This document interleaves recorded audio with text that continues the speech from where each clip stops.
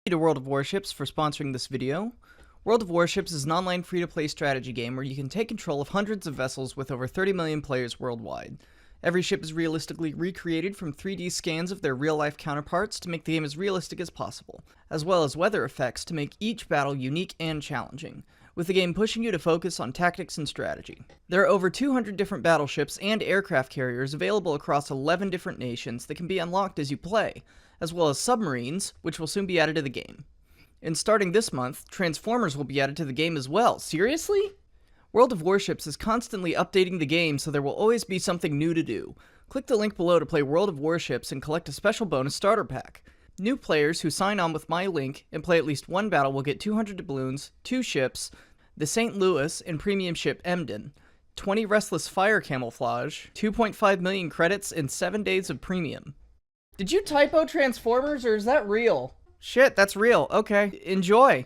So I was totally working on the Monte Casino Part 2 video when I started procrastinating and me and Sarah started talking about the Nuremberg hangings, as you do. And I started telling her about how they were botched, and she was asking why, and I just knew that they were, and I didn't really know why. So we started looking it up, and oh boy did we go down a rabbit hole that I had to make this for. The first articles and things that I found mentioned that it might have been a kind of on-purpose thing to sort of punish the war criminals that were being hanged. But if you actually read into the story of the person behind it, who pretty much failed his way to the top of becoming the highest executioner in the world at some point, I don't think it was on purpose. I think legitimately this was done on accident, and so follow me through this. So the person in question, John C. Woods, was born in Wichita, Kansas in 1911. He was raised by his grandparents and went to school through the second year of high school, which back then was a little more common, but kind of does set the stage. In 1929, he joined the Navy right before the Depression, but a few months in, he just left and went AWOL for a while and was court-martialed and thrown out. As part of the court-martial, he was given a psychiatric evaluation in which it was said, "The patient, although not intellectually inferior, gives a history of repeatedly running counter to authority both before and since enlistment. His commanding officer and division officers state that he shows inaptitude and does not respond to instruction. He is obviously poor service material. This man has had less than 5 months in service. His disability is considered to be an inherent defect for which the service he is in is no way reasonable. However, he is not considered a menace to himself or others." So you would think that would totally destroy his potential military career. But, a state of war. The U.S. needs guys, and in 1943 he re-enlisted into the Army. Apparently everything in the past just didn't matter. We gotta get into Europe. We're 2 years into this thing and haven't done much. He enlisted in Engineer Combat Battalion and landed on D-Day on June 6th, but that was the only combat he saw. The quote that I read kind of diminishes that, like that was all he saw, but I mean, I'd rather get sent most other places. But right after this is where the story takes a turn. See, it turns out when you mass draft a lot of people from a country and put them into the military, you end up drafting people who do crime.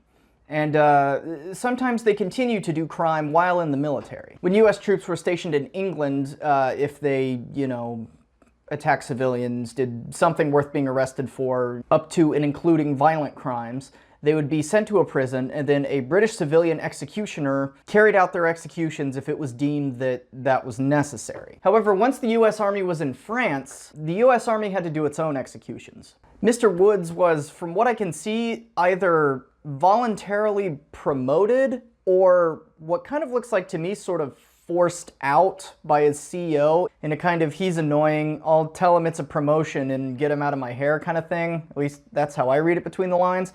And he was sent to Paris, where what's the US Army looking for but an American to hand out executions of American troops? John Woods volunteered for the job, saying that he had a lot of experience in the field. He specifically claimed 2 assistant executioner positions in the states of Texas and Oklahoma, where he oversaw 2 executions.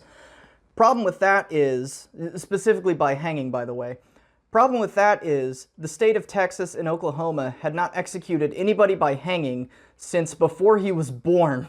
The electric chair was in style then, so there was no possible way that he could back up his claims. But apparently the Army just didn't check and gave him the job anyways. He assisted in 34 hangings of US servicemen who had broken the law or other such things in France, throughout 1944 and 1945. However, it is noted that around 11 of them were bungled in some way or another. This didn't stop Johnny though, because apparently the Army didn't look into it or care, as in June of 1945 he began hanging German war criminals.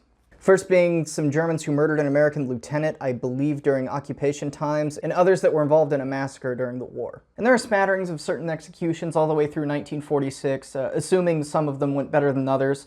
But it was at the hanging of a German policeman who was guilty of murdering an American airman that Woods caught the eye of the man tasked with organizing the Nuremberg executions. He just keeps failing his way up. And on October 16th, 1946, the executions were carried out. So if you don't know anything about hanging people, there's actually a science to it. Way back in the olden days, you would just kind of hike someone up on a rope and they'd strangle to death. But what was figured out later, and what you kind of want to do because it's more humane, is you want to do what's called the standard drop method. So that you have the rope around the person's neck, kind of at the side here, and you drop them down 5 feet or so, and the weight of their body snaps their neck so that they can't really feel anything, and then they die of asphyxiation quickly. However, first off, there were some issues with the length of the drop, so even if the ropes were placed correctly and everything, it wouldn't have gone correctly. But also, the ropes were not placed correctly. On top of this, the little squares that they fell through were way too small, and so eyewitnesses at the hangings, even though they couldn't see what was going on and no pictures were allowed to be taken of the men as they were being hung, mentioned that when they were dropped through the floor, they could hear them hitting their shoulders and heads on the side of the box as they went down. Just wall-to-wall problems here. All of things the U.S. Army continuously denied after the fact. The biggest evidence that he really fucked up, though, was how long it took them to die, because it shouldn't have for just the standard hanging. Keitel, for instance, it kind of gurgled there for about 28 minutes, which does make Suvorov's book go down just a little bit better. Botched. However, this was not a very well-kept secret. Time magazine had a representative there who in great detail noted how many things had to have gone wrong for what he witnessed to be true.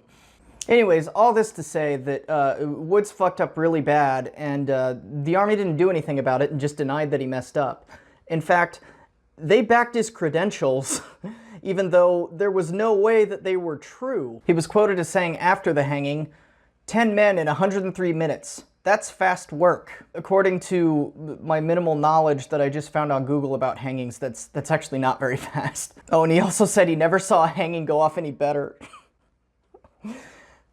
Oh. But the funny thing about this is not the people who died horribly at the hands of this man, both American and German. The funny part is how a literal Looney Tune got to such a position on the world stage. I'm going to read a quote of him talking about these hangings real quick, and I'm going to read it in as plain a voice as possible, and you tell me that it doesn't sound like Elmer Fudd. I hanged those 10 Nazis. I'm proud of it. I wasn't nervous. A fellow can't afford to have nerves in this business. I want to put in a good word for those GIs who helped me. They all did swell. I'm trying to get them a promotion. The way I look at this hanging job, somebody has to do it. I got into it by accident, years ago in the States. Not in the States, but yes, by accident. And of course, he continued to serve as a hangman after this. He ended up claiming like twice as many hangings as he actually did, which is easily disproven because there's like Army records on that.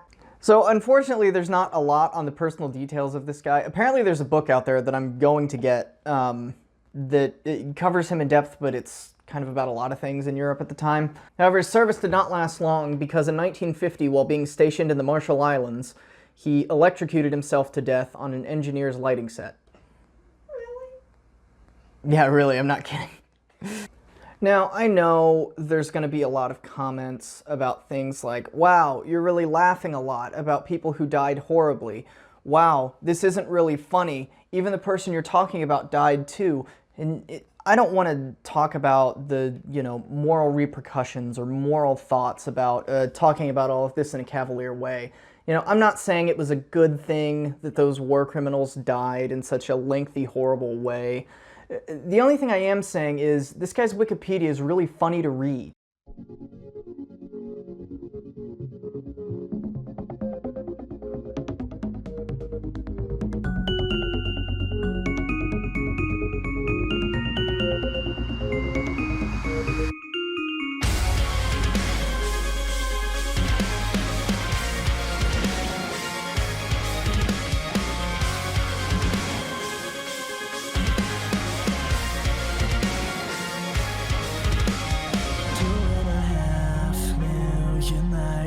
years away, but you're still the closest thing I have to me.